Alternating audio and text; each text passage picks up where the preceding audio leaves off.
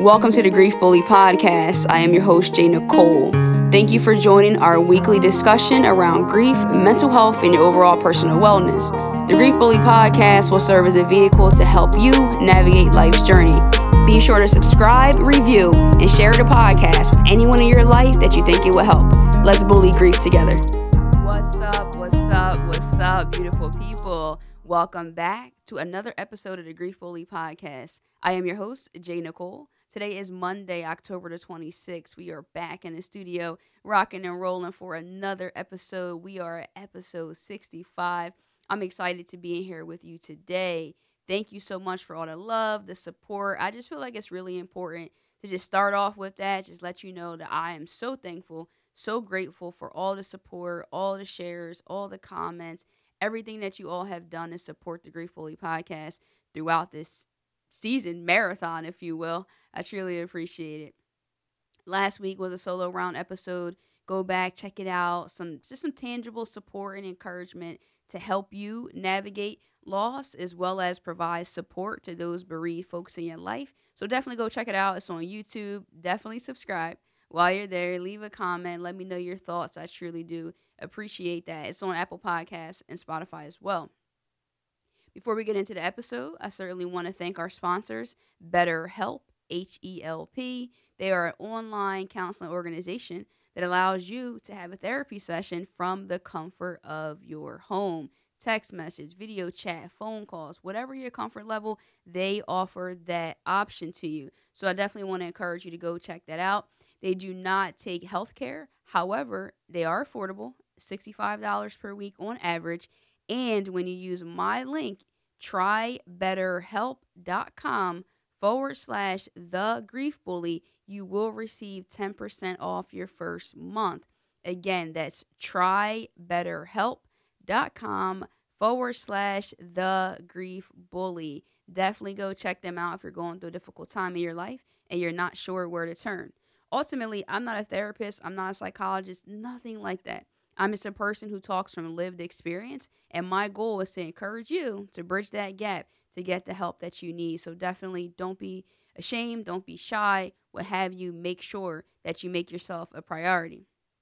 Listen, text me, shoot me a text. I want to hear from you. 856-341-9950. Shoot me a text and let me know how you're doing, how you're feeling, how you're enjoying the show. I absolutely look forward to chatting with you. Again, hit me up, 856-341-9950.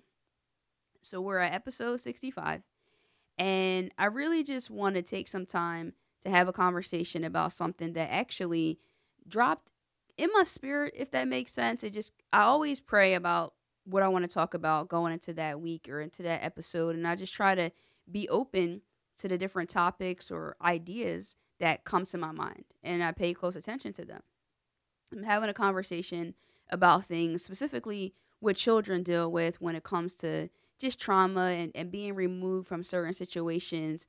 And there was a sentence about being concerned about what the child could be thinking or feeling that they can't communicate. And it led me from there, which my brain is just wild, I guess.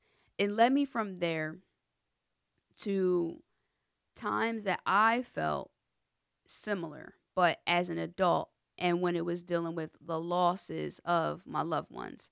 And so what I mean by that, to just break it down, is this. One area that I don't know how often it's talked about, and I'm not quite sure if I've spoken about it in length on my show or on my social media platforms, but it's something that I do want to talk about. It can be a little uncomfortable. Just want to give you a warning and a heads up about that. So my friend passed away at 25. My grandmother passed away in 2016, and my father passed away in 2019. And I also have another friend that I want to talk about today that I haven't spoken much about, and you'll understand why shortly. So when I thought about those losses, I got a message that said, a phone call, I'm sorry. Hey, Mo was found unresponsive. From there, that was the last thing from my friend. Then with my grandmother, I get a call that's saying, it doesn't look good. You guys need to get here. And then when I got there, it was too late. And with my father, actually, I had just left the hospital, and then I got a call not too long after that he had passed away. And so my thought is this: we think and we talk a lot about ourselves in terms of bereavement and processing it as the loss in our life. Like once the loss has happened, now this is what we're going to deal with. But what I was troubled with and what was in my mind to think about and speak about to you today, because I've dealt with this for quite some time, many years, is what was that person, that loved one in my life, thinking about and or feeling as their life was coming to an end? I didn't realize how heavy that would feel once I said that here on the show, because I've talked about this in private, but my mind is often consumed with that. Those last moments. What were they thinking? Were they thinking anything? Were they scared? What would they have communicated if their words were an option? And that's kind of how that conversation bridged from thinking about children in their situations and when they can't communicate because maybe they're not at an age where words are an option or they're able to articulate their feelings. And so it brought me to that moment, those exact moments where I'm feeling like, wow, what was my friend thinking? If anything, was she trying to cry out for help? It's just so many things that go into play with that I haven't really talked about because it can be really emotionally taxing and it can, I don't want to say drive me crazy, right? Because I think we have to be more conscious and cautious of how we use the word crazy, but can make me feel out of control and defeated because it's one of those things that I will never get the answers to.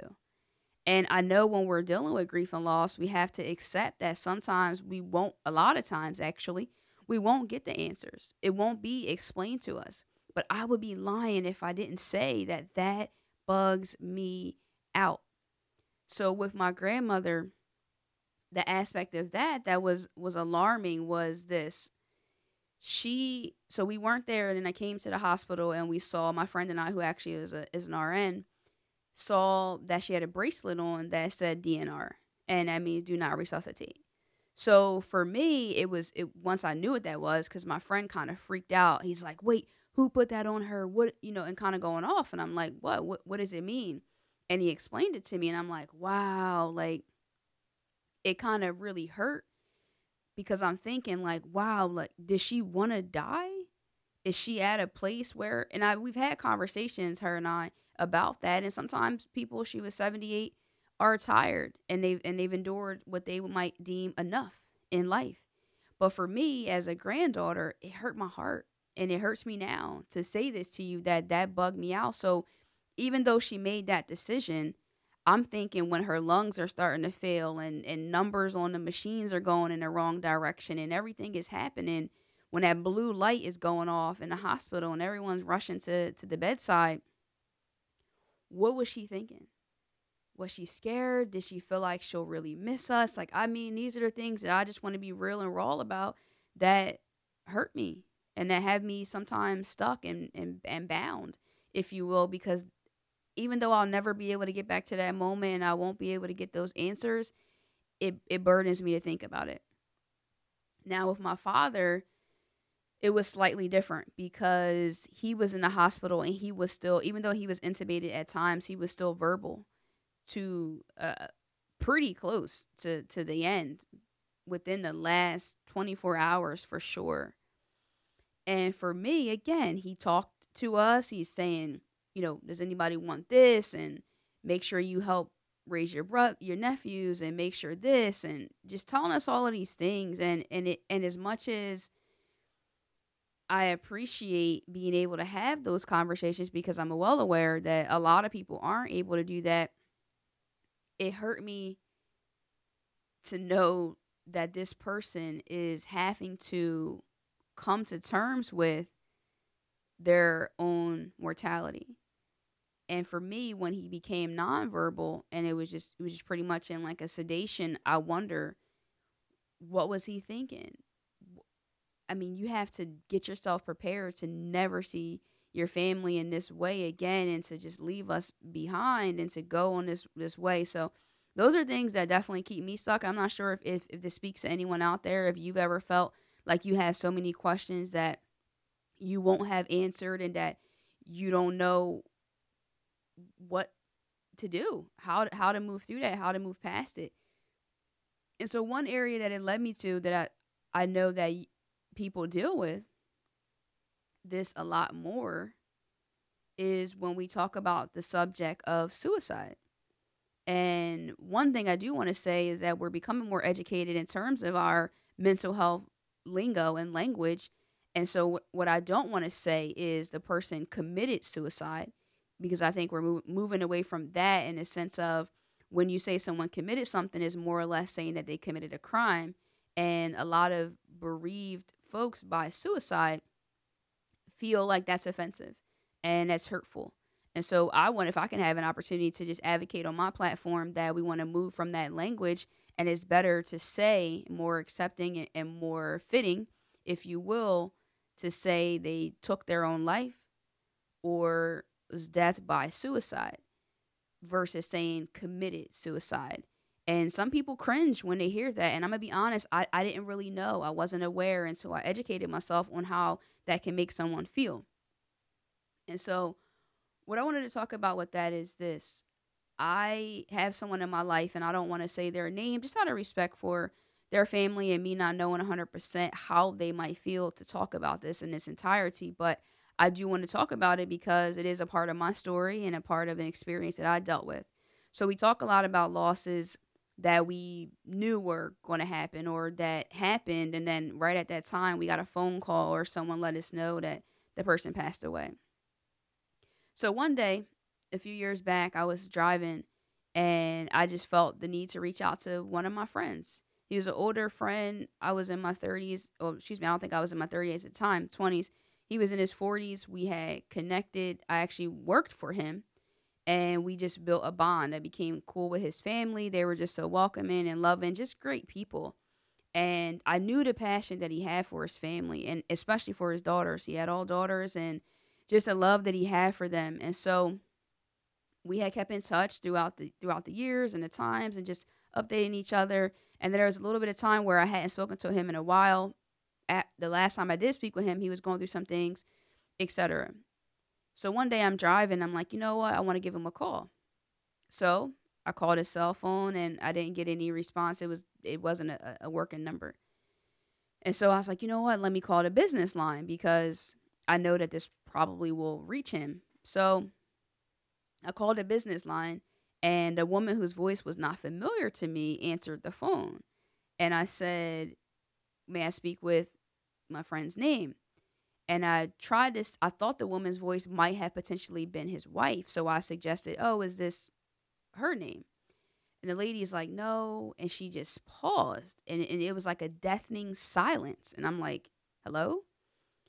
And she says that my friend's name passed away. And I was flabbergasted. Like I told you, I was driving thinking that I'm going to reconnect with a friend. To my surprise and dismay, he passed away. And so now I'm just spiraling. I'm bawling, crying. I'm losing control. I'm feeling like, whoa, I had to pull over. It was the biggest shock. And I'm not sure if that's ever happened to anyone, but that was the only time that I found out on the back end that someone had passed away, and everything was already done, funeral, like everything already happened. And so that was rough for me to process and to sit with and deal with. So I went on this crazy tangent, going by their old house, trying to find everything. And eventually I was able to get in contact with his wife and his children. And again, I have no issue with them at all. I mean, listen, you're going through the worst time in your life. You're not remembering every single person to reach out to. So I totally want to make that clear. I love them, and it's nothing. And thankfully, his wife was able to talk with me, and I was able to go over to her house and get more information as to what happened. And so even when I got the information, I still couldn't process it. And I still, to this day, have a very difficult time connecting the dots to think that this person would lose their life this way. And the way was by suicide. And that has become something for me where I was like, wow, how did we get here? And so what I realized and I learned through some research and education is that the experience the experience is not the same for everybody in terms of grief and loss and how we deal with it and how we mourn, but people bereaved by suicide experience like some different things. And I just want to kind of run through a few of them. Emotional distress, physical health problems and inability to sleep, thoughts of guilt, shame, anger, and blame, difficulty in family relationships, loneliness and a sense of isolation, fear of social stigma and perceived judgment, a need to make sense of the death, difficulty talking about their experience. So that's the other thing about it is when we talk about loss, that's why I always say loss is not created equally. Although all are important, it's just different layers to it. So when you have something that the world has shamed and has had their opinions negatively on how a person loses their life, and if it's by suicide, that adds a whole nother layer.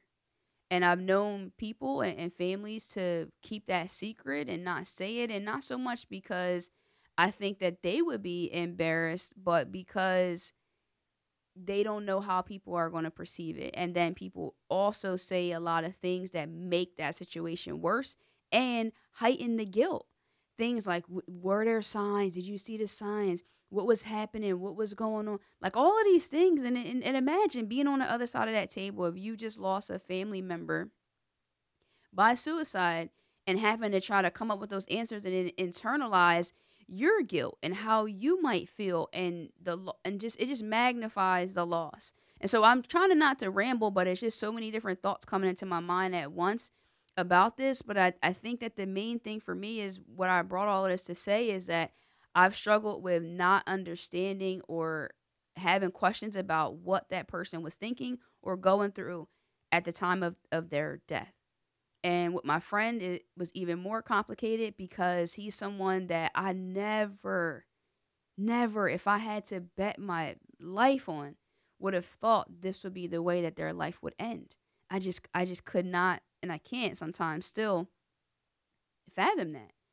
And so it's something to say that if you do come across a family member, a friend, or someone bereaved by suicide, understand that it's a little different and be more cautious, I think, and mindful. And it's not even just with suicide, but just homicides and just horrific things. So every death, like when I say let's talk about grief and let's communicate about it, I'm saying that within reason and understanding that there's a boundary, that there's some parts of it that people don't want to talk about for whatever reason. Depending on what's going on around the circumstances, it can absolutely change that. So I just wanted to talk about that today. It was something that was on my mind, and maybe you're out there and you feel confused and you feel like the fact that you don't have those answers is keeping you stuck. That's the PS to all of this. And so while I'm working through it to move through so that I can have more peace around the circumstances, I want to encourage you to do the same thing, to understand that you're not crazy for feeling like that. You're not by yourself for having all of these questions and concerns and feeling like, what could you have maybe done, or what were they thinking, or were they afraid? Because this is the thing. When your loved one is alive, you don't want to see them hurt.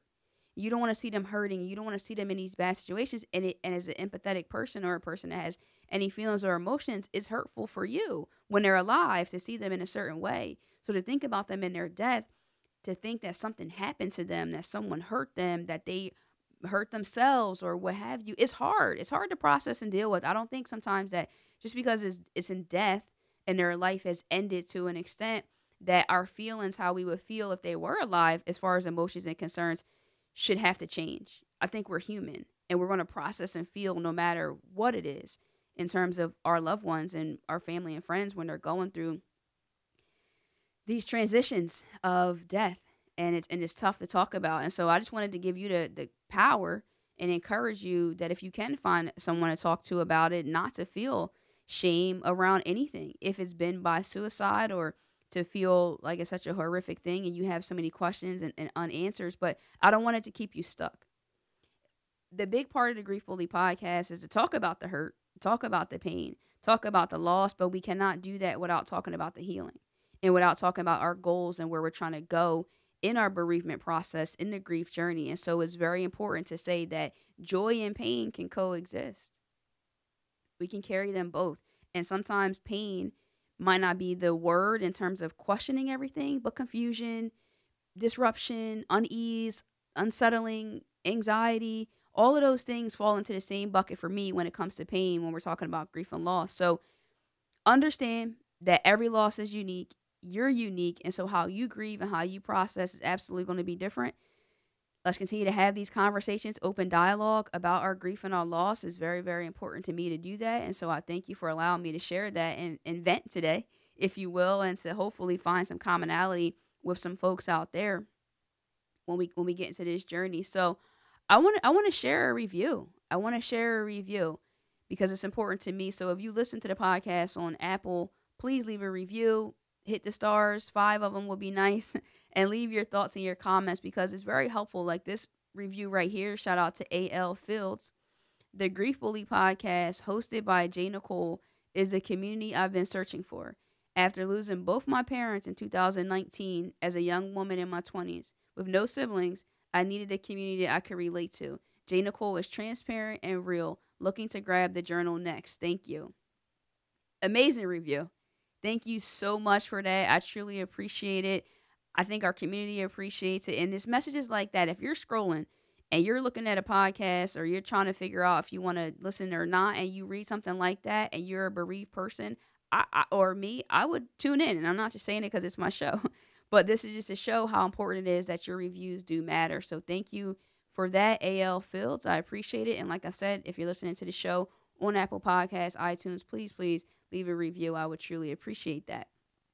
I want to bounce into our inspirational boost. It's a part of our show where we give a quote, thought-provoking for the week, and that is sponsored by Adina J Designs. They make, create, and inspire us through decorated apparel, wood signs, custom tumblers, all of that good stuff. Definitely go follow them on Facebook and Instagram at Adina J Designs, ADENAJAYDESIGNS. And this week is, you may not control all the events that happen to you, but you can decide not to be reduced by them. Perfect for today's episode. We cannot control those losses. We can also not fully control our thoughts and our feelings as we're trying to process them, but we can control how they do or don't reduce us, how they do or don't keep us stuck. How we have the strength to move through it is totally up to us. We have to make a decision and we've got to stick to it. We got to find the support, the resources, the communities, as Ashley talked about, the therapy that I talked about with BetterHelp, and so forth and so on, your spiritual leadership. And we are going to continue to move through this and not be reduced by our losses. So for this week, that is our episode and love and memory segment is going to go out to, as I mentioned, when I don't have a guest on the show for this month, it's going to be all of the families, the bereaved families to infant loss, pregnancy loss, baby loss. It is an awareness that needs to be had. And so I just cannot tell you, I spoke recently at a walk, and the amount of hurt mothers and families, I don't even have the energy, the strength, the emotional capacity to explain to you how impactful and moving in a way that I haven't experienced in a very long time. That experience was seeing how this experience is, to know that not every pregnancy ends in a happy way. And that was very eye-opening and something that I want to continue to use my platform to share awareness on. But this in love and memory goes out to all of those families that have had to lose their child, lose their pregnancies, just so much with that I definitely want to send my love and my prayers out to each and every one of those families throughout the entire world. It's very important to me. This has been another episode of the Grief Bully Podcast, short form, but I wanted to get in here, vent, explain, and express, and I hope that helps someone else today. Listen, follow me on social media. Instagram is where I hang out the most. You guys definitely know that. Follow me there at I_am_J Nicole. Guys, so next time, you already know. Love and light. Peace.